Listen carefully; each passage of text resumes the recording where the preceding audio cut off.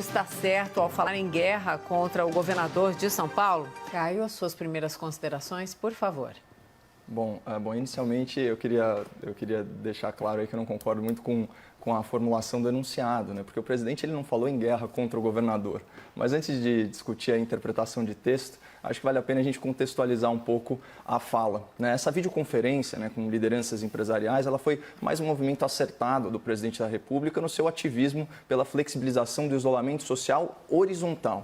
Então, eu recordo aí ao espectador que o STF, na prática, retirou toda a eficácia jurídica dos atos do Poder Executivo Federal, dando plena autonomia para que governadores e prefeitos decidam sobre a quarentena. E o Congresso Nacional, contra a orientação do Ministério da Economia, está para aprovar uma legislação para que o governo federal possa ressarcir aí a perda de arrecadação de impostos em estados e municípios. Portanto, nós temos, graças ao STF, governadores e prefeitos com carta branca para isolar, multar e prender cidadãos. E temos também, aí, graças ao Congresso, governadores e prefeitos menos preocupados com responsabilidade fiscal e retomada da economia. Eu acho até difícil decidir o que é mais absurdo.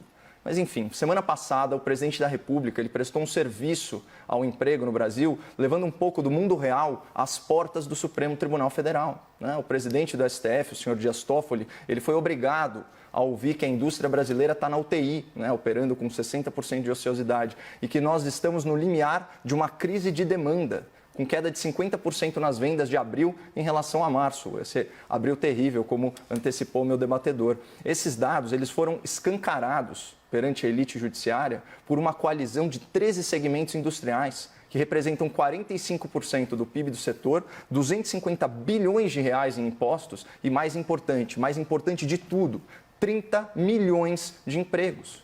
E como eu disse à época, né, o presidente fez bem em levar os industriais para visitar o STF e falar algumas boas verdades na cara do ministro. Porque já que a presidência da República está esvaziada, né, das suas funções executivas, o que resta é tentar sensibilizar quem realmente manda nessa pandemia. O STF, os governadores e prefeitos e os presidentes da Câmara e do Senado. E a videoconferência de hoje segue aí a mesmíssima lógica, né? Esse evento online envolvendo o presidente Bolsonaro e o ministro Paulo Guedes, ele foi organizado pela Fiesp, né? A Federação das Indústrias aqui do estado de São Paulo. Portanto, o público-alvo eram grandes lideranças empresariais capazes aí, imagino eu, de influenciar o governador João Dória. E percebam a preocupação do presidente expressa nessa frase aqui, olha só.